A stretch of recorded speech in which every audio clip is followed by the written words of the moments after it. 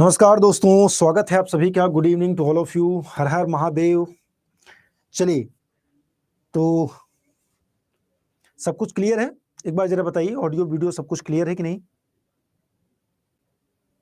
Good evening, good evening, good evening. स्वागत है आप सभी का। चलिए, तो स्टार्ट किया जाए।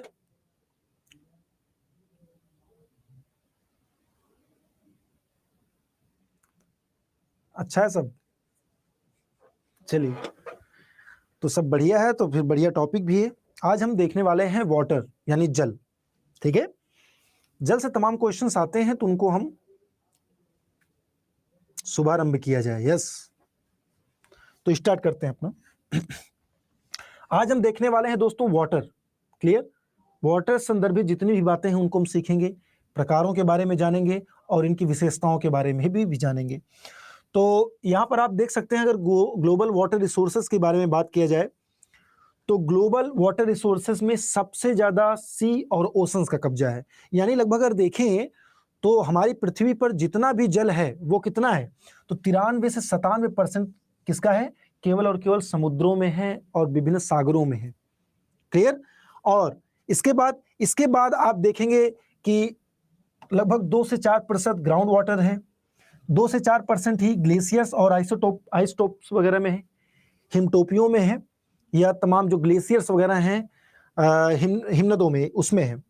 और 0.1% रिवर्स में है, लेक्स में है और इन सब चीजों में। यानी जितने भी झीलें हैं, जितनी भी नदियां हैं। अब आप जरा कल्पना कीजिए कि जितनी भी भारत में नदियां हैं, यहाँ पे बात भारत की नहीं हो रही, पूरे विश्व की हो रही है, ग्लोबल की। जितनी भी विश्व में नदियां हैं या झीलें हैं, उनमें सिर्फ और सिर्फ 0.1% वाटर है। और आप जानते हैं, अगर पीने वाले पानी की बात किया जाए, फ्रेश वाटर की बात किया जाए दोस्तों, तो फ्रेश वाटर में आप जरा यहां पर देख सकते हैं परसेंटेज। तो फ्रेश वाटर में हमेशा क्या आएंगे? अंडरग्राउंड वाटर्स आएंगे। जितने भी हिमटोपियम यानी कि ग्लेशियर्स हैं, हिमनद हैं, या कि आइसटॉप्स हैं, हिमटोपियां हैं, उन पे 2 से 4%, यानी 4, या मान चलिए कि अगर 2 से 4% की बात कर रहा हूं तो 4 से 8% ये हो गया और 0.1% ये हो गया। कुल मिलाकर के मतलब कि लगभग 8 से 8% टू 9% मैक्सिमम, सिर्फ और सिर्फ 8 से 9% पीने योग्य पानी है, फ्रेश वाटर है। बाकी पूरा खारा पानी सागरों में विभिन्न। क्लियर है? तो चलिए आगे बढ़ेंगे। तो वाटर है क्या? तो जल अक्षय संसाधन है, रिन्यूएबल रिसोर्सेस है, जो जीवन के निर्वाह के लिए आवश्यक है, या पृथ्वी की सतह के 3/4वें हिस्से को कवर करता है। जो पृथ्वी है, पृथ्वी के 3/4 भाग को सिर्फ जल कवर करता है। यानी अगर बात करें तो लगभग 97%। ठीक है? कितना? जो total water present in hydrosphere, जल मंडल में जितना भी वाटर है, जितना जल मंडल है, उसका 97% जो है वो किसमें है? सागरों में है।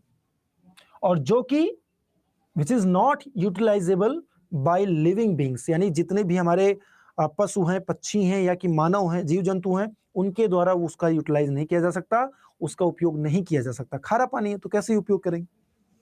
नेक्स्ट, जलमंडल में यही सेम चीज हिंदी में आप देख सकते हैं कि महासागर में मौजूद है, जो जीवित प्राणियों द्वारा उपयोग करने योग्य नहीं होता है। नेक्स्ट, केवल 3% पानी ताजा पानी है। इस 3% में सबसे ज्यादा ग्लेशियर में क्वेश्चन पूछा गया है कि जो पीने योग्य पानी है या फ्रेश वाटर लेक है, फ्रेश वाटर है, उसमें सबसे ज्यादा किसमें है? तो ग्लेशियर्स वगैरह में, हिमनद वगैरह में, आइस कैप्स वगैरह में, हिमटोपियों वगैरह में है संग्रहित है। और 22.4% अंडरग्राउंड और मिट्टी की नमी में पाए जाते हैं। ठीक है, मीठा जल। और शेष जो 0.36% है वो तमाम झीलों में, नदियों में, नालों में, दलदल में इत्यादि में पाए जाते हैं। यानी अगर बात किया जाए कि पीने योग्य पानी जो है वो सबसे ज्यादा कहां पर पाया जाएगा? तो ग्लेशियर्स में। किसमें? हिमनदों में पाया जाता है, बड़े बड़े हिमखंडों में। क्लियर हो गया फ्रेश वाटर का भी। नेक्स्ट, अब वाटर रिसोर्सेस, यहां पर हम देखिए बात कर रहे हैं कि भाई जो जल संसाधन है उसको कितने प्रकार में हम बांट सकते हैं, उसको कितने प्रकार में हम देख सकते हैं। तो यहां पर पहला प्रकार है फ्रेश वाटर रिसोर्सेज, यानी ताजा पानी, ताजा जल संसाधन। इसमें ग्लेशियर, वर्षा जल, तालाब, झीलें, बड़ी नदियां शामिल हैं। इसे रिसाइकिल किया जा सकता है, इंपॉर्टेंट पॉइंट, रिसाइकिल किया जा सकता है, या पृथ्वी पर जीवन के साथ साथ अस्तित्व के लिए आवश्यक है। भाई जल ही जीवन है, अगर हम जल नहीं लेंगे। This class for 1 to 5 sir. नहीं, मैं दिलीप जी आपकी बात नहीं समझा। चलिए यहां तक बात समझ में आ गया। दूसरा है साल्ट वाटर, यानी खारे पानी का संसाधन। इसमें समुद्र शामिल है। इसका उपयोग पीने के लिए जीवित प्राणियों द्वारा नहीं किया जा सकता है। खारे पानी, ताजा फ्रेश वाटर जो होता है उसका उपयोग करते हैं पीने योग्य पानी के लिए, खारे पानी का उपयोग नहीं किया जाता। चलिए नेक्स्ट। तो यहां पर आप लोग देख सकते हैं कि फ्रेश वाटर है भाई, वाटर टेबल है, लैंड सरफेस है, साल्ट वाटर है, और जोन ऑफ डिस्पर्सन है। क्लियर? नेक्स्ट। अब हम देखेंगे पानी के गुण, जो विभिन्न गुण है पानी के, आप लोग जानते भी हैं पानी के गुणों को। तो पहला है कि पानी हाइड्रोजन और ऑक्सीजन से बना हुआ है, एक यौगिक है, मिश्रण नहीं है, ध्यान देना, यौगिक है।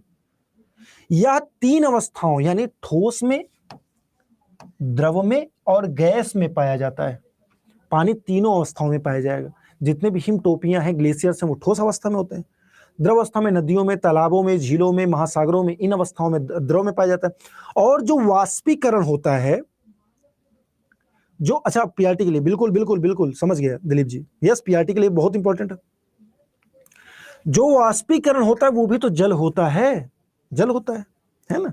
तो गैसीय अवस्था में भी पाए, यानी पदार्थ की तीनों अवस्थाओं में, किसी भी पदार्थ की तीनों अवस्थाओं में जल मिलता है, ठोस में भी, द्रव में भी और गैस रूप में भी। चलिए नेक्स्ट। पानी का घनत्व कितना होता है? तो अधिकतम 4 डिग्री सेल्सियस। कितना होता है? 4 डिग्री सेल्सियस। और शुद्ध पानी कैसा होता है? पारदर्शी होता है, रंगहीन होता है, गंधहीन होता है और स्वादहीन होता है। मीठे पानी में ये मतलब नहीं कि उसमें चीनी मिलाई होती, नहीं, पीने योग्य पानी को फ्रेश वाटर बोलते हैं, मीठा पानी। नेक्स्ट, शुद्ध पानी हो गया। नेक्स्ट है पानी का कोई निश्चित आकार नहीं होता, क्योंकि तरल है। अगर तरल है तो उसका कोई निश्चित आकार नहीं, या ग्लेशियर भी है तो उसका कोई आकार थोड़ी फिक्स है, गलेगा, बढ़ेगा, तो उसका कोई आकार फिक्स नहीं होता है। जिस पात्र में डालेंगे उस पात्र का आकार ले लेता है। क्लियर है? यस। आगे बढ़ेंगे। ये देखिए सिर्फ समझना है, बाकी बहुत सारे पॉइंट्स हैं मैं लेकर के आया हूं, और इन पॉइंट्स को आपको सिर्फ समझना है। पीडीएफ मिल जाएगा, उससे आप लोग देख लीजिएगा। नोट्स प्रिपेयर करना होगा तो नोट्स प्रिपेयर कर लीजिएगा। नेक्स्ट, यहां पर देख सकते हैं solid, liquid and gases form, तीनों फॉर्म में यहां पे पाए जाते हैं लिक्विड। क्लियर? अब हम देखेंगे वाष्पीकरण क्या है, इवेपोरेशन क्या है। तो किसी तत्व या यौगिक का द्रव अवस्था से गैस अवस्था में परिवर्तन ही क्या कहलाता है? वाष्पीकरण। किसी भी यौगिक अथवा किसी भी द्रव का जो गैसीय अवस्था होती है उसी को हम वाष्पीकरण बोलते हैं। वाष्पीकरण 2 प्रकार का होता है। वाष्पीकरण 2 प्रकार के, कौन कौन सा? वाष्पन और क्वथन। वाष्पन क्या होता है? किसी द्रव के सतह के कणों का गैस में बदलने की वह प्रक्रिया जिसमें द्रव की सतह के ठीक ऊपर स्थित गैस संतृप्त न हो, संतृप्त ना हो। क्लियर? सैचुरेटेड ना हो। दूसरा क्वथन या आम भाषा में उबाल एक भौतिक प्रक्रिया है जिसके दौरान किसी द्रव के क्वथनांक बिंदु तक गर्म हो जाने पर उसकी सतह से तेजी से वाष्पीकरण होने लगता है। क्लियर? इसमें क्या नहीं समझ में आया अंकित सिन्हा जी? सब कुछ तो ये सब बचपन से पढ़ते आ रहे हैं, क्या इसमें नहीं समझ में? बताइए बरनवाल जी, बताइए क्या नहीं समझ में आया?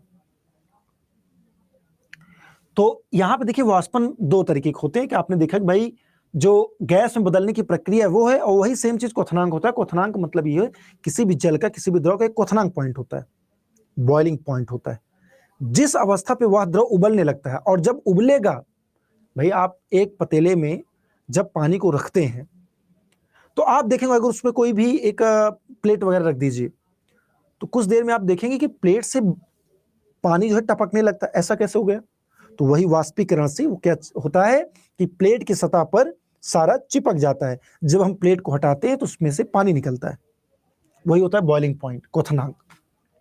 नेक्स्ट, गर्मी में पानी वाष्पित हो जाता है और इसे तरल रूप से गैसीय अवस्था में परिवर्तन किया जाता है।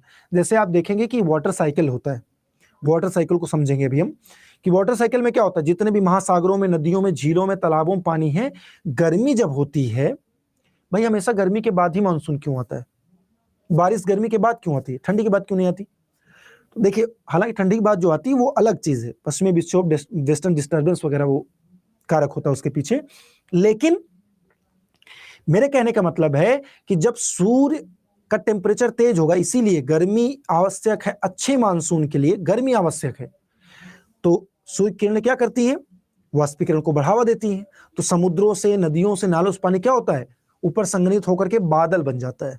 क्या बन जाता है? बादल। और फिर वही बादल जब जो है संतृप्त हो जाता है, या कि और भी तमाम इसके कारक हैं, सापेक्षिक आर्द्रता वगैरह होती है, उस कारण फिर बारिश होती है। बारिश से फिर पानी आया धरती पर, कुछ ग्राउंड वाटर चला गया, कुछ तालाबों में, कुछ जो है सागरों में, और फिर वाष्पीकरण। ये पूरा प्रक्रमिक साइक्लिक प्रोसेस का होता है।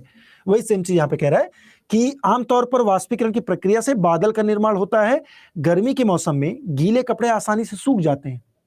अच्छा, आप देखिए, सर्दी में नहीं सूखेगा, और जब बरसात होगी, जैसे मान लीजिए बरसात हो रही है, तो आपका कपड़ा नहीं सूखेगा। क्यों? क्योंकि पूरे वायुमंडल में नमी आ गई है ना, कणें क्या होंगे? नमी आ गई, ह्यूमिडिटी बढ़ गई। और जब नमी आ जाएगी तो कैसे सूखेगा कपड़ा? चलिए, वाष्पीकरण सभी तापमान पर होता है, ध्यान रखना।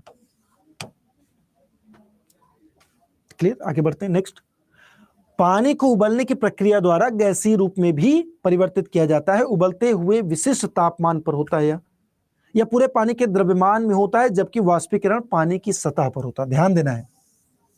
अब जैसे आपने देखा होगा कि एक पतीले में मान लीजिए पूरा पानी भरा हुआ है, साइंस में आप लोग ये चीज पढ़ते हैं, देखिए, तो हमेशा आपको नीचे से ऐसे जो बुलबुले होते हैं पानी के, वो ऊपर आते हुए दिखाई पड़ते हैं ना। इसका क्या मतलब है? इसका मतलब यही जो आप पढ़ रहे हैं कि वाष्पीकरण हमेशा सतह पर होता है। गर्म हुआ पानी ऊपर आया, ठंडा पानी नीचे गया, ठीक है, और यहां से जब गर्म हुआ तो वाष्पीकृत हुआ। क्लियर? चलिए, मॉइस्चर के कारण। यस, बहुत बढ़िया श्रेया। अगला, बाहरी ऊर्जा स्रोत को उबालने के लिए अर्थात अतिरिक्त गर्मी की आवश्यकता होती है, जबकि वाष्पीकरण को ऊर्जा के किसी भी बाहरी स्रोत की आवश्यकता नहीं होती है। वाष्पीकरण के लिए वायुमंडलीय ऊष्मा पर्याप्त है। अगर वाष्पीकरण करना है तो वायुमंडलीय ऊष्मा, बाकी अगर पतीले के पानी को गर्म करना है तो हमें अतिरिक्त ऊर्जा लगेगी। हम गैस जलाएंगे, हम चूल्हा जलाएंगे, कुछ करेंगे। ठीक है, पढ़ा हुआ है, बहुत बढ़िया। तो पढ़ा, बचपन से ही सब पढ़ रहे हैं भाई, उसको थोड़ा सा रिवीजन करना है बस, तेजी के साथ। नेक्स्ट, अब देखिए, गर्मियों में गीले कपड़े बहुत तेजी से सूखते हैं। क्यों? कंडेंसेशन के कारण, भाप के कारण। ना तो ए और ना ही बी, जरा बताइए तो, या ए और बी दोनों। क्या हो जाएगा आंसर आप लोगों के अकॉर्डिंग? एक क्वेश्चन आपके सामने, in summer wet clothes dry very fastly due to condensation, evaporation, neither A और nor B, both A and B. B देखिए सब, अच्छा ए, पंकज जी ये बता रहे हैं। सी, बी कई लोग बता रहे हैं। तो भैया, गर्मियों में गीले कपड़े बहुत तेजी से इसलिए सूखते हैं क्योंकि क्या होता है?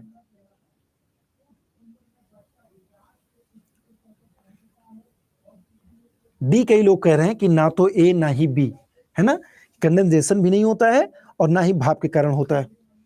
तो यहां पर ये बीच में क्वेश्चन कैसे आ गया भाई? यहां पे आपने देखा दोस्तों कि गर्मी में जो कपड़े सूखते हैं वो वाष्पीकरण के द्वारा सूखते हैं। किसके द्वारा सूखते हैं? वाष्पीकरण के द्वारा, इवेपोरेशन। अरे यहां भाप मत देखिए, यहां पर देखिए क्या लिखा हुआ है इंग्लिश में। भाप मतलब वही ना हुआ, वाष्पीकरण। तो बी ऑप्शन होगा ना, डी सी ए, ये सब कैसे बता रहे हैं आप लोग? इवेपोरेशन, कंडेंसेशन नहीं, संघनन नहीं। इसका मतलब होता है संघनन, जिससे बादलों का निर्माण होता है, संघनन प्रक्रिया द्वारा। ये है वाष्पीकरण के द्वारा, यानी बी ऑप्शन आपका सटीक होगा। चलिए नेक्स्ट, 0 डिग्री से नीचे पानी ठंडा होने पर ठंड लगने लगती है। जब तापमान में कमी के कारण गैसीय और वाष्प का तरल रूप में परिवर्तन होता है तो इस प्रक्रिया को संक्षेपण यानी कंडेंसेशन कहते हैं। समझ में आया? कंडेंसेशन समझिए, 0 डिग्री मान लीजिए कि नीचे आया, तब पानी बहुत ठंडा हो जाएगा या कि बर्फ बन जाएगा। ऐसा होने पर ठंडी लगती है और जब तापमान में कमी के कारण गैसीय और वाष्प का रूप तरल में परिवर्तित हो जाता है तो इसी को संक्षेपण कहते हैं। जैसे कि मैंने बताया, संघनन प्रक्रिया द्वारा ही बादलों का निर्माण होता है और फिर बारिश होती है। भाई वाष्पीकरण के द्वारा पानी ऊपर गया, अब धीरे धीरे क्या होगा, ऊपर जाएगा तो संतृप्त हो जाएगा, संतृप्त हो जाएगा, संतृप्त होने पे वो बादल के रूप में आ जाएगा। और बादल के रूप में जब आएगा, जब उस पर दबाव पड़ेगा, प्रेशर पड़ेगा, क्लियर, और ह्यूमिडिटी का प्रभाव पड़ता है। कई कारण होता है, आप जानते हैं कि बरसात के लिए, कि बादलों का बरसना, फिर वह क्या होता है, उसकी बूंदें फिर टपकने लगती हैं और उसी टपकती हुई बूंदों को जब धरती पर आता है तो उसी को हम वर्षा कहते हैं। चलिए आगे बढ़े, क्लियर है? हाँ, बारिश होगी, सुप्रिया बिल्कुल सही है। नेक्स्ट, यहां पर आप देख रहे हैं वर्षा क्या है। अब वर्षा, वही सेम चीज आ गया, वर्षा क्या है पूछा गया है। तो वर्षा दोस्तों क्या होती है कि वर्षा कोई भी तरल या जमे हुए पानी है जो वायुमंडल में बनता है और वापस पृथ्वी पर गिर जाता है, या कई रूपों में होता है, जैसे बारिश, ओलावृष्टि, बर्फ इत्यादि। ठीक है, समझ में आया?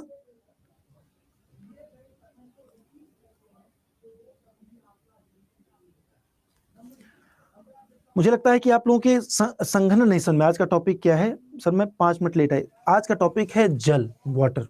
संघनन नहीं समझ में आया? अच्छा ये बताइए, वाष्पीकरण समझ में आया है? वाष्पीकरण का मतलब ये है कि जब जल जो है वो क्या होता है, गैसीय फॉर्म में बन करके, गैसीय फॉर्म में बन जाता है, उसको वाष्पीकरण कहते हैं। और जब गैसीय अवस्था से वापस जल में आ जाए उसी को संघनन। Just opposite, just opposite. संघनन और वाष्पन एक दूसरे एकदम अपोजिट। जब पानी द्रव अवस्था से गैस अवस्था में बन जाए उसको वाष्पीकरण कहते हैं। जब गैसीय फॉर्म, बादल, जब गैसीय फॉर्म वापस जल में आ जाए तो उसको हम कहते हैं संघनन। इतना समझ लीजिए, इतना तो समझ गए होंगे आप लोग। एकदम विपरीत अवस्था। यस, यही कहना चाह रहे हैं यहाँ पे। अब बारिश, ओलावृष्टि, देखिए ओलावृष्टि भी अपने आप में एक बारिश है। बर्फ का गिरना जो ओलावृष्टि होती है वो भी बारिश है, ठीक है, जो ठंडे प्रदेशों में होती है। और वाष्पीकरण और संघनन के साथ वर्षा वैश्विक जल चक्र के 3 प्रमुख भागों में से एक है, 3 प्रमुख भागों में से। नेक्स्ट, ये देखिए पूरा वाटर साइकिल है। प्रेसिपिटेशन हुआ, वर्षा, इवेपोरेशन, वापस पानी आया, वाष्पीकरण हुआ, बादल बना, कंडेंसेशन हुआ, फिर वापस वर्षा हुई। क्लियर? तो ये पूरा एक साइकिल होता है, इसी को बोलते हैं जल चक्र, जल चक्र। यस, नेक्स्ट, अब देखिए वाटर साइकिल क्या है। इवेपोरेशन हुआ, फिर कंडेंसेशन होगा, कंडेंसेशन में क्या हो जाएगा, बादल। अब बादल करेंगे वर्षा, प्रेसिपिटेशन, वापस फिर क्या होगा, कलेक्शन के बाद फिर इवेपोरेशन, फिर condensation, precipitation, collection, evaporation, condensation. ये पूरा एक प्रक्रिया चलती रहती है, एक चक्रीय प्रक्रिया, इसी को बोलते हैं वाटर साइकिल, जल चक्र। तो कलेक्शन यहां पे इंपॉर्टेंट नहीं है। तो 3 अवस्थाएं होती हैं, इवेपोरेशन, कंडेंसेशन एंड प्रेसिपिटेशन। ठीक है, ओले की बारिश इसलिए होती है क्योंकि टेम्परेचर मायने रखता है। मैंने कहा नहीं, पूरे ज्योग्राफी अगर हम देखें, ज्योग्राफी को अगर हम समझें तो टेम्परेचर फादर की भूमिका में होता है। सबसे इंपॉर्टेंट फैक्टर जो है वो टेम्परेचर है। सब कुछ डिसाइड यही करता है, तापमान, तापमान सबका बाप होता है एक तरीके से, पूरा डिसाइड करता है वही।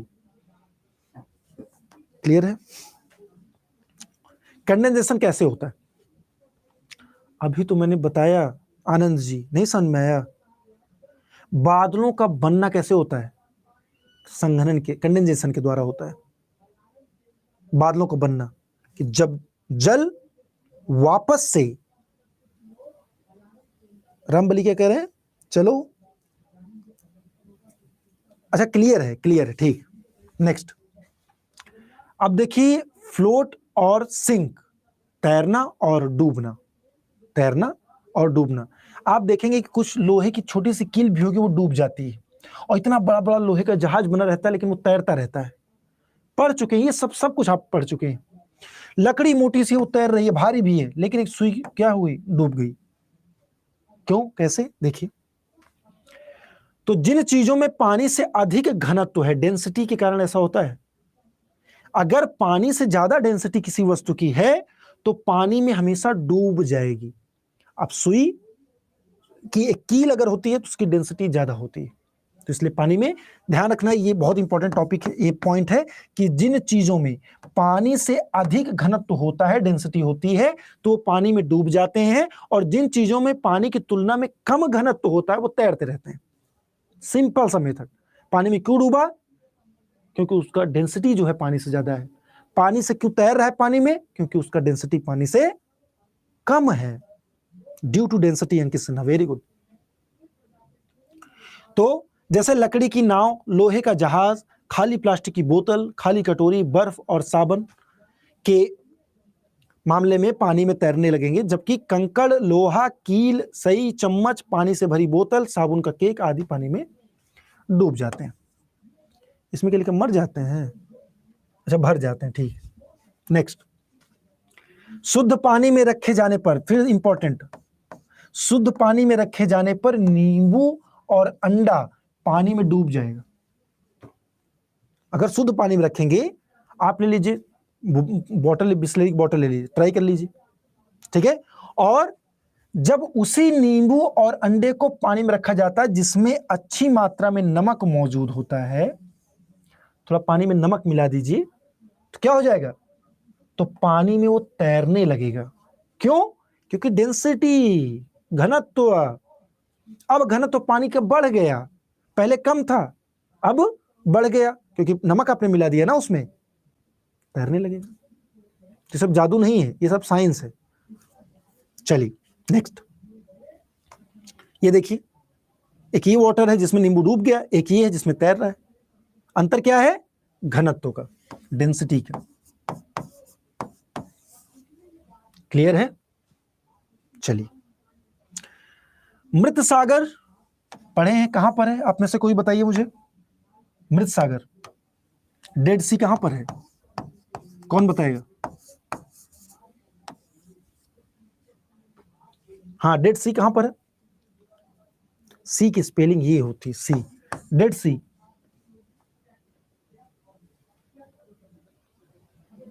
सुशांत जी, जो नहीं समझ आया तुरंत पूछिए, एकदम क्लियर होना चाहिए सब कुछ, कुछ ऐसा नहीं कि गड़बड़ हो। बताइए, क्या नहीं समझ में आया? असंख्य सिन्हा, जितना पढ़े हैं सब भूल जाते हैं आप लोग। एक फॉर्मूला मैं बताता हूं, सुनिए, डेड सी के बारे में फॉर्मूला सुन लीजिएगा आप लोग। मैंने देखा है कि दो चीजों में कंफ्यूजन बहुत होती है, एक है डेड सी और एक है डेथ वैली। कंफ्यूजन तो नहीं होती आप लोगों को? ये है मृत सागर, और सागर नहीं है, दरअसल ये झील है, दरअसल ये लेक है, मृत सागर। और एक है मृत घाटी। मृत घाटी जानी जाती है टेम्परेचर के लिए, अपने तापमान के लिए जानी जाती है, टेम्परेचर के लिए जानी जाती है। और मृत सागर अपने खारे जल की, खारे पानी की वजह से जाना जाता है, खारे पानी का। लेकिन विश्व में सबसे ज्यादा खारा जो है पानी किसका है? वॉन झील का, याद रखेंगे। वॉन लेक, वॉन झील, जो कि कहां पर है? तुर्की में है, तुर्की में है वॉन लेक। सब सर्वाधिक खारा पानी इसी का है, विश्व में सर्वाधिक सलाइन वाटर है, सर्वाधिक खारा पानी, सबसे अधिक खारा पानी तुर्की लेक, तुर्की नहीं, वॉन लेक जो तुर्की में है। और डेड सी, मृत सागर, ये आप आएंगे। एक मैं आपको बता देता हूं आज, एक ट्रिक बता देता हूं। जयप्रकाश नारायण को जानते हैं?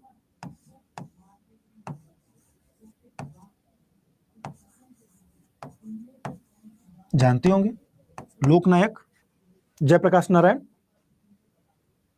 Von lake in Turkey, yes. Rakas Tal, Rakas झील, विभा जी, राकस ताल भी है, लेकिन सबसे ज्यादा सलाइन वाटर है, उसका लवणता सबसे अधिक किसकी है? वॉन लेक तुर्की। देखिए, एक डेड सी के बारे में एक चीज जानी, JP is dead, Jayaprakash Narayan निपट गए, जो भी है, हालांकि लोकनायक है, कोई दिक्कत नहीं।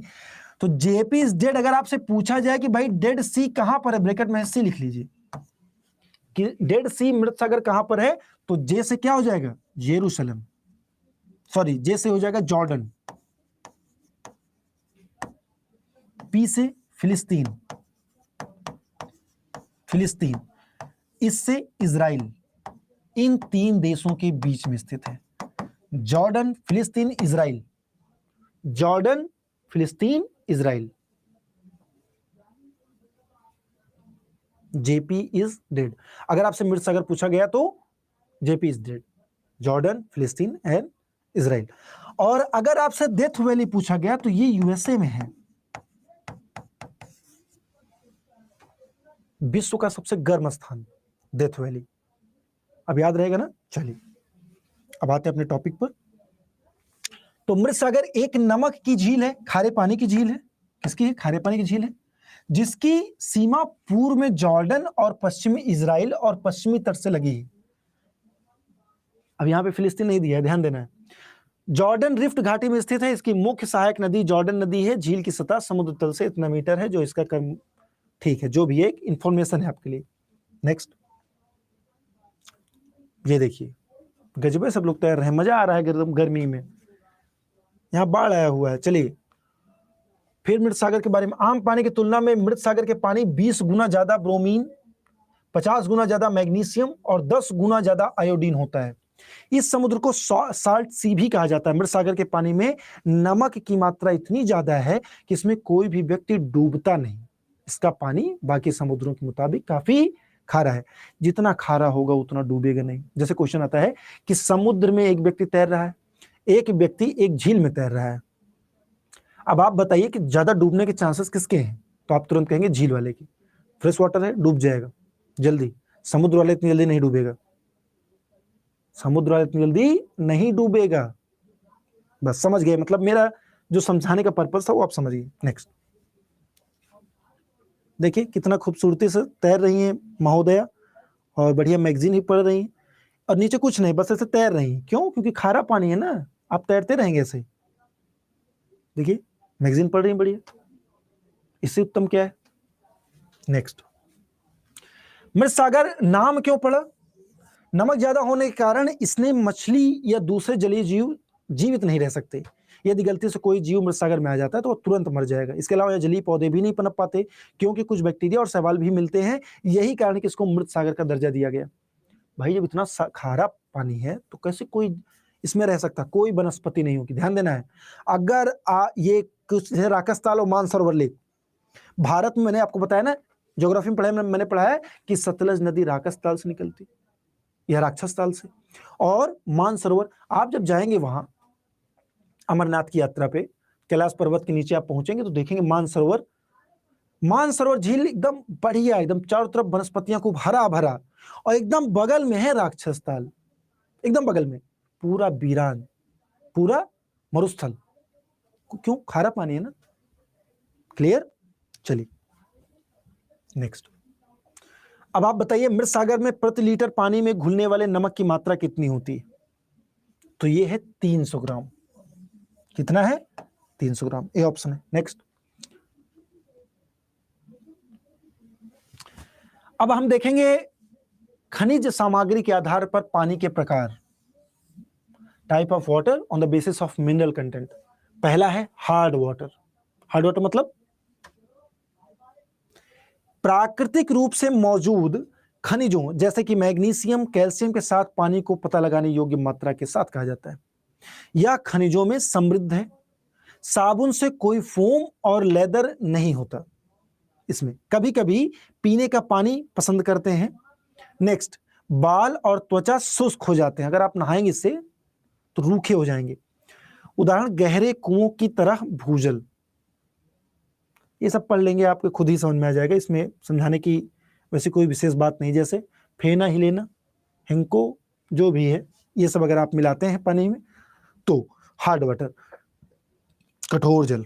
नेक्स्ट, सॉफ्ट वाटर, शीतल जल।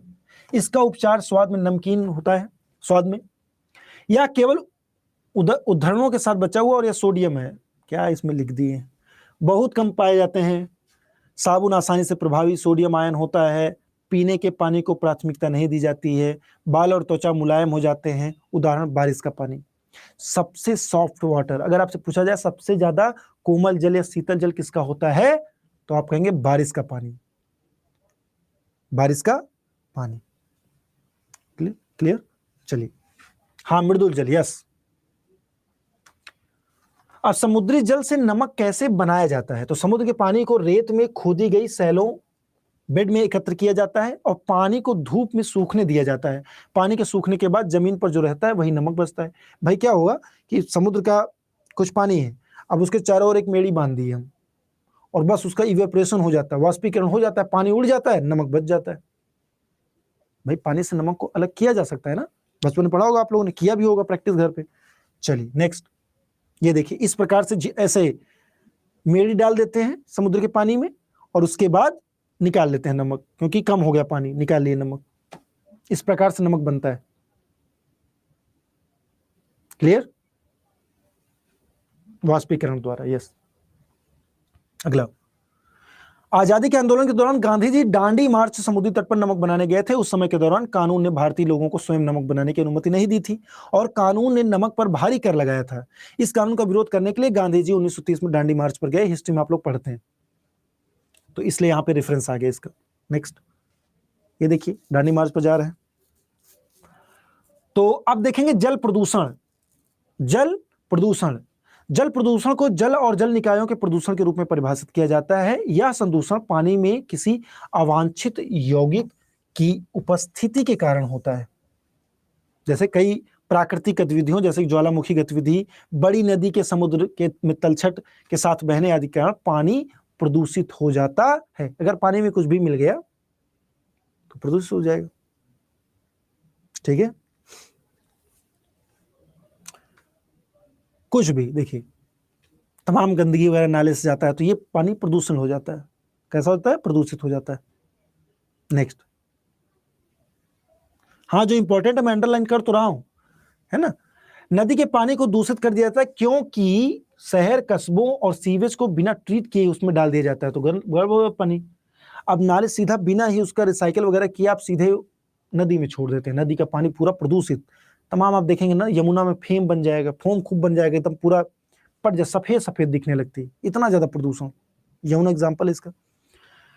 तो घरेलू अपशिष्ट और अपशिष्ट जल निकायों में फेंक दिए जाते हैं। इन घरेलू कचरों से पानी प्रदूषित हो जाता है, उद्योगों से निकलने वाले कचरे, जैसे कि उदाहरण के तौर पर। नेक्स्ट, कृषि क्षेत्र में उर्वरक और खाद के अधिक उपयोग के कारण भी जल स्रोत प्रदूषित हो जाता है। इसीलिए हमारा जो ग्राउंड वाटर है ना, कई क्षेत्रों में आप देखेंगे ग्राउंड वाटर क्यों प्रदूषित हो गया, क्योंकि हम इतना ज्यादा उर्वरक डाल रहे हैं खेतों में। अब वही पानी भरते हैं तो रिस्क के ग्राउंड वाटर में तो जाएगा ही, अब ग्राउंड वाटर से वापस हम उसको पी लेंगे, तो इस वजह से, ठीक है, इस कारण पानी ग्राउंड वाटर भी प्रदूषित हो जा रहा है।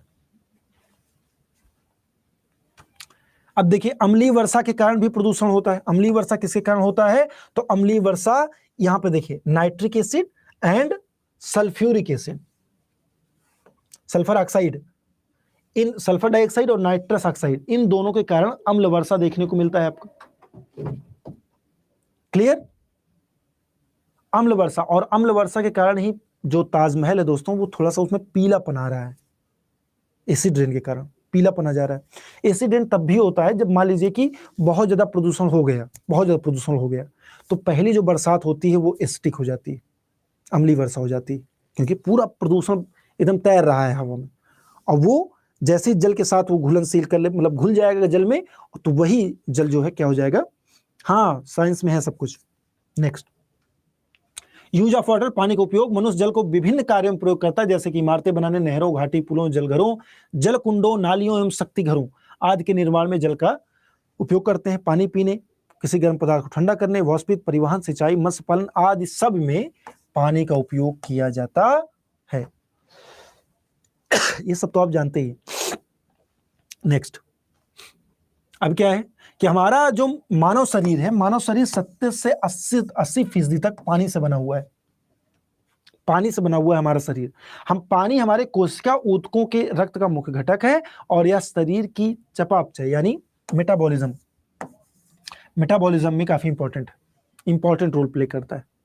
ठीक है, नेक्स्ट, पौधे द्वारा पानी का सेवन किया जाता है और प्रकाश संश्लेषण की प्रक्रिया के दौरान पौधे ऑक्सीजन प्रदान करते हैं। ठीक है, और पानी पौधों में पोषक तत्व और खनिज के परिवहन में भी मदद करता है जड़ों से, केशिकत्व के द्वारा। किसके द्वारा? केशिकत्व के द्वारा। भाई केशिकत्व के द्वारा जो है, कैपिलरी सिस्टम आपने पढ़ा होगा हाई स्कूल में, तो उसी के द्वारा। क्वेश्चन अभी आएगा, क्वेश्चन आगे आएगा, देखिएगा। नेक्स्ट, सभी उद्योगों में लगभग किसी न किसी रूप में पानी का उपयोग किया जाता है, जैसे कपड़ा, कागज, रसायन, दवा और खाद्य प्रसंस्करण इत्यादि में। जल कृषि, पशुधन प्रबंधन में महत्वपूर्ण भूमिका निभाता है। पानी का उपयोग बिजली उत्पादन और परिवहन के लिए भी किया जाता है। ठीक है, ईवीएस की क्लास है, इन्वायरमेंटल स्टडीज। पानी का उपयोग मछली घर में किया जाता है, मछलियों को पाने में। मत्स्य पालन में भी पानी का उपयोग, बिना पानी की मछली कैसे पाल लेंगे आप? हवा में नहीं पाल पाएंगे। ऊपरी सतह एक छिद्र प्रदान किया जाता है जिसके माध्यम से हवा प्रवेश कर सकती है, लेकिन मछली घर में हवा पंप भी देखा जाता है। एक्वेरियम में हवा ऑक्सीजन के पंप के रूप में करती है। एक देखेंगे एक्वेरियम मोटर लगा रहता है, तो पानी के बुलबुले निकलते रहते हैं, जिससे उनको ऑक्सीजन मिलती रहती है और वो जिंदा रहते हैं, मछलियां जिंदा रहती हैं एक्वेरियम में। पानी को बहुत पवित्र माना जाता है और पारंपरिक तथा धार्मिक रीति रिवाज में इसका बहुत महत्व है। गंगा जैसी नदी की पूजा की जाती है और धार्मिक रीति रिवाजों और परंपराओं में गंगा नदी के जल का उपयोग भी किया जाता है। सिंपल सी बात है, आप लोग जानते हैं, हमारे आपके यहाँ कथा उथा होता है तो गंगा जल का इस्तेमाल किया जाता है। रुद्राभिषेक अभी हो रहा होगा, तो रुद्राभिषेक में गंगा जल से रुद्राभिषेक हो जाता है। ठीक है, नेक्स्ट, ये देखिए माँ गंगा।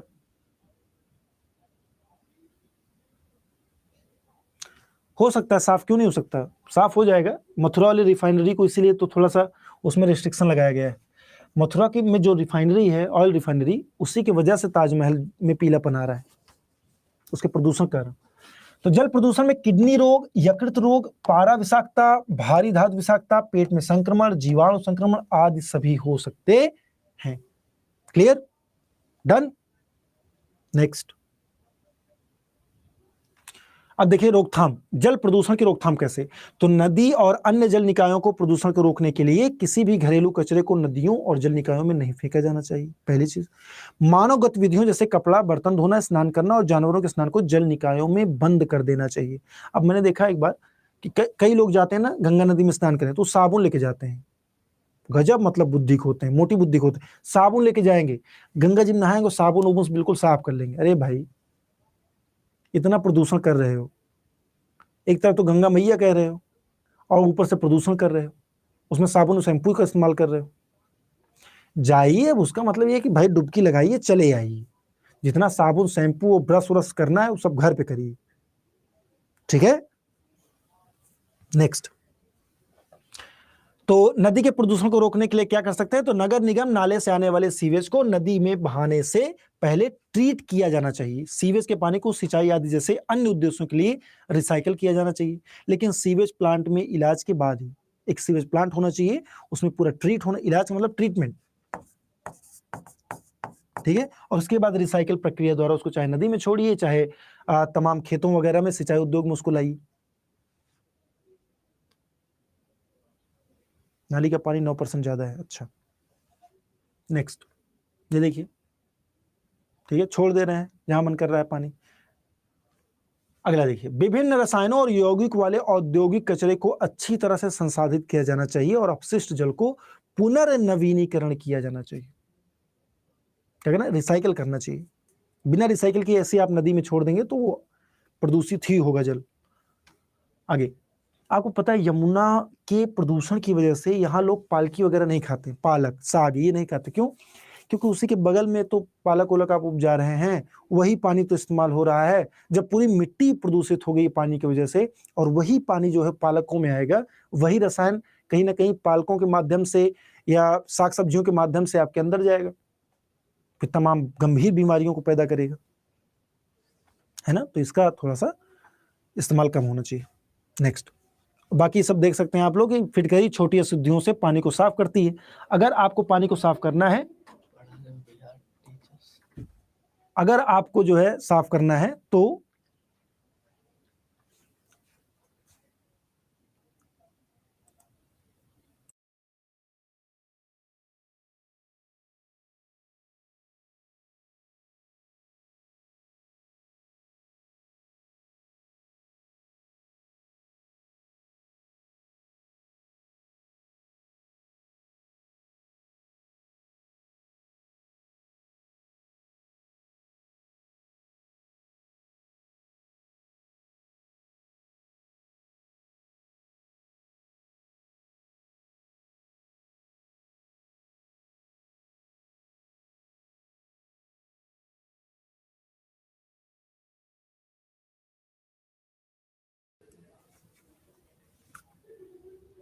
चलिए, सही है, सब क्लियर है।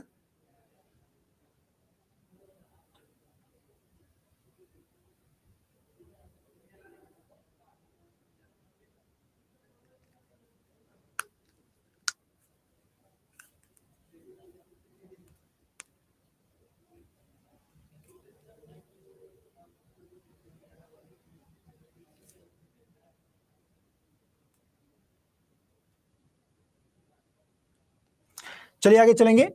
तो यहां पर आप लोग देख सकते हैं, नेक्स्ट,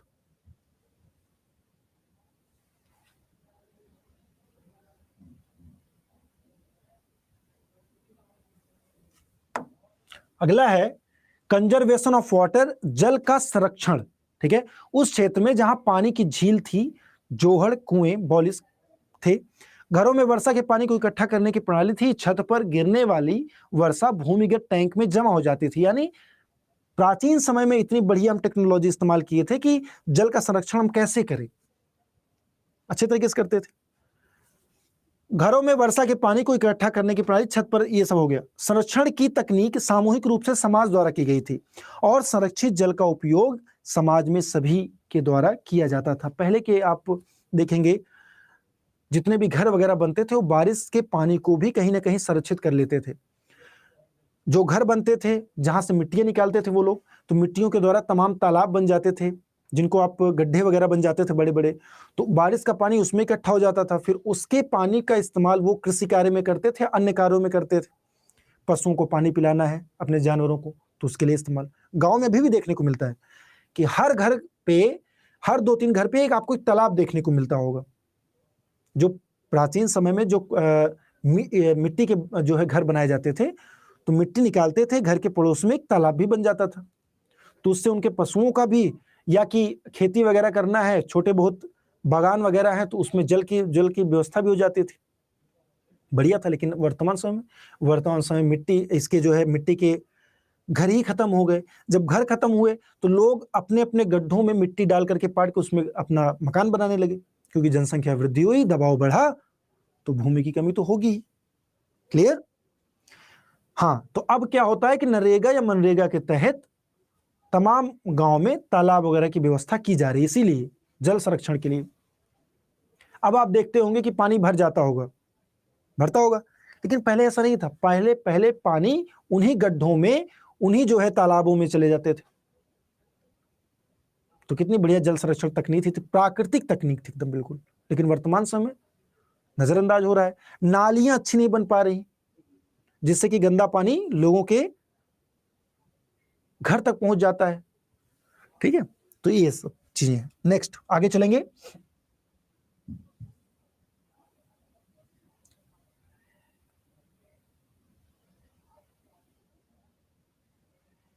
अगला देखिए, अगला है दोस्तों कि पानी को रिसाइकल करना महत्वपूर्ण है। इसका मतलब है कि उपयोग किए गए पानी का पुनः उपयोग करना। ऐसी तमाम टेक्नोलॉजीज आ गई हैं, बड़े बड़े शहरों में रिसाइकल करके पानी, उसी पानी को जो आपने यूज किया फिर से वो प्रोवाइड करा देते हैं, शुद्ध करके, बिल्कुल रिसाइकल करके। ठीक है, तो यही चीज बता रहा है यहां पर कि बाढ़ के दौरान भूजल और अतिरिक्त पानी को बनाए रखने में, या पानी के चक्र को बनाए रखने में मदद करता है, और मिट्टी के क्षरण को भी नियंत्रित करता है। मिट्टी के क्षरण को भी ये दोस्तों नियंत्रित करता है। समझ में आ रहा है कि नहीं? साइंस के बारे में कुछ बोलिए। देखिए, मैम की तबीयत वगैरह क्या खराब है, मेरी तो बातचीत हुई नहीं दोस्तों। तो साइंस का जो भी है वो जल्द ही उसको क्लियर कर लिया जाएगा। आपकी साइंस की क्लास अगर अच्छी नहीं हो रही है या कोई प्रॉब्लम आ रही है तो उसको दूर कर लिया जाएगा। ठीक है, और इस संदर्भ में मीटिंग भी हो चुकी है आज, तो एकदम आप चिंता ना करें। अगर आपको किसी भी विषय में किसी भी समस्या है तो उसको हम जल्द से जल्द दूर करेंगे। क्लियर? नहीं, आपका टाइम थोड़ा सा देखिए, अब परिवर्तन करना है तो थोड़ा सा समय लगेगा साथियों, थोड़ा सा आप मैनेज कीजिए, थोड़ा सा धैर्य बनाए रखिए, चीजें सारी सही हो जाएंगी। ठीक, चलिए आगे चलें। नेक्स्ट,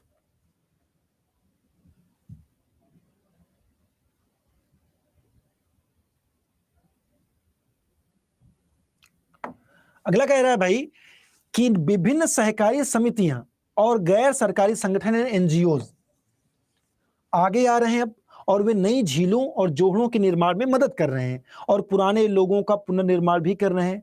तरुण भारत संघ एक ऐसा ही प्रकार का जो है एनजीओ है, तरुण भारत संघ, ठीक है, जो इस पानी के रिसाइकल को करने में और स्टोर करने में पानी के जल संरक्षण तकनीक में मदद कर रहा है, जिसने अलवर जिले में एक झील के निर्माण में ग्रामीणों की मदद की। तरुण भारत संघ के प्रमुख राजेंद्र सिंह हैं, उन्हें जल पुरुष भी कहा जाता है। क्वेश्चन पूछा गया है, राजेंद्र सिंह को क्या कहा जाता है? जल पुरुष। क्लियर? तरुण भारत संघ।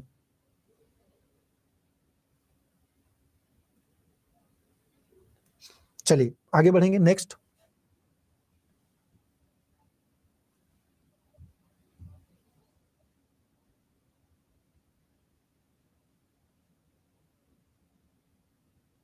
थोड़ी सी आपको असुविधा हो रही होगी दोस्तों, लेकिन इसको सही कर लेते हैं। चलिए अगला है जल जनित जो प्रमुख रोग हैं उनके बारे में अब जान लेते हैं। अशुद्ध पानी के सेवन से कई बीमारियां फैलती हैं, रोग फैलते हैं, क्योंकि पानी जीव के वाहक के रूप में कार्य करता है जो बीमारियों का कारण बनता है। पानी से फैलने वाली बीमारियों में कुछ हैं, जैसे हेपेटाइटिस जल से होता है, डायरिया, पेट में संक्रमण, टाइफाइड अशुद्ध जल पीने से होता है, मलेरिया, डेंगू, चिकनगुनिया, हैजा, पीलिया, ये जितने भी रोग हैं ये सभी रोग दोस्तों पानी की वजह से होते हैं। क्योंकि पानी में जो अशुद्धियां, जैसे मान लीजिए कि डेंगू वाला जो मच्छर है वो अशुद्ध जल में या बहुत टाइम तक भरा हुआ जल है तो उसमें चिकनगुनिया या कि डेंगू के मच्छर पनपते हैं, जिससे गंभीर बीमारी होती है। और अभी देखिए क्या होता है, जैसे मान लीजिए दिल्ली वगैरह में बरसात के बाद डेंगू बहुत ही तीव्र गति से फैलता है और कई लोग आज भी जिनको अपने मतलब कि जिनके प्राण चले जाते हैं, इसमें मृत्यु हो जाती है, खतरनाक।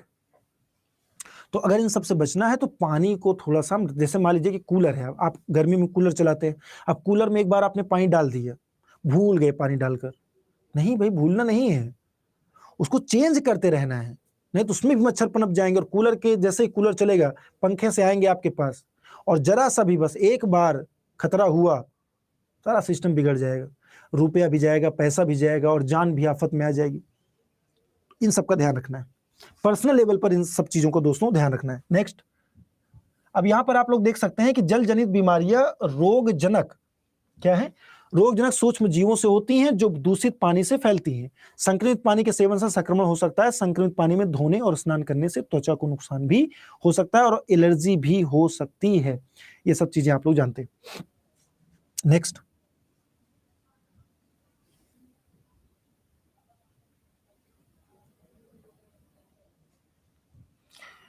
पानी मच्छरों के लिए प्रजनन स्थान प्रदान करता है और ये मच्छर मलेरिया, डेंगू, चिकनगुनिया ये सब पढ़ लिए आप लोग। नेक्स्ट, ये सब चीजें वही हैं। अब मलेरिया यह रोग उस क्षेत्र में पाया जाता है जहां बहुत अधिक वर्षा होती है, जहां पे बहुत अधिक वर्षा। एक मिनट में देख लेता हूं क्योंकि समय हो रहा है दोस्तों, अगर ज्यादा, हाँ ठीक, इसको तेजी के साथ हम लोग देख लेंगे। बहुत ही अधिक आर्द्रता जहां पर होती वहां पर इस प्रकार के मलेरिया वगैरह ऐसे देखने को मिलते हैं। रोनाल्ड रॉस नामक एक व्यक्ति हैं जिन्होंने सर्वप्रथम इसकी खोज की थी। ठीक है, रोनाल्ड रॉस, ध्यान देना है। इनको नोबेल प्राइज मिला, वैज्ञानिकों ने पाया कि मलेरिया मच्छर के कारण होता है और यह उन्हें 1905 में काम के लिए नोबेल पुरस्कार। रोनाल्ड रॉस का नाम याद रखेंगे, अगर मलेरिया संदर्भित होगा तो रोनाल्ड रॉस हो जाएंगे। नेक्स्ट यहां पर है कि उन्होंने इस तरह के मच्छर को पाया जो वास्तव में मलेरिया पैदा करने के लिए जिम्मेदार थे। उन्होंने निष्कर्ष निकाला कि मादा एनाफिलीज मच्छर, ध्यान देना है, मादा एनाफिलीज मच्छर की बीमारी, यही इस बीमारी को मादा एनाफिलीज मच्छर फैलाते हैं। क्लियर? इसके कुछ प्रकार मतलब कि लक्षण भी दिए गए, जैसे कपकपी आना, तेज बुखार, इसके बाद पसीना आना, इत्यादि इत्यादि। बीमारी का पता लगाने के लिए रक्त परीक्षण किया जाता है, परजीवी आरसीबी में मौजूद होते हैं और फिर दवा के उपचार के निर्धारित किया जाता है। ये सब चीजें हैं मलेरिया को दूर करने के लिए प्रारंभिक क्या क्या अवस्थाएं होती हैं उनके बारे में बताया गया है। क्लियर? नेक्स्ट, पहले लोग छाल के पाउडर को उबालते थे, किसको? छाल के पाउडर को, और रोगियों को इससे दिया जाता था। अब सिनकोना से बनी जो है गोलियां दवाओं के रूप में उपयोग में लाई जाती हैं। किससे? सिनकोना से बनी। सिनकोना जो एक वृक्ष होता है दोस्तों, उसकी छाल, और ये पाया जाता है विषुवत रेखीय जलवायु प्रदेश में, सिनकोना का वृक्ष। क्लियर? नेक्स्ट। अब देखिए यहां से आपके क्वेश्चंस हैं, क्वेश्चंस में पीडीएफ दे दूंगा, आप लोग उसको जो है देख लीजिएगा। तो ये रहा दोस्तों वाटर साइकिल। मैं आज पीडीएफ नहीं दे पाऊंगा, अपलोड कर दूंगा क्योंकि इसको अभी सेट करने में मुझे टाइम लगेगा। ठीक है, नेक्स्ट क्लास के लिए रेडी हो जाइए आप लोग। Thank you so much. जय हिंद, जय भारत। मिलते हैं कल सेम टाइम पर।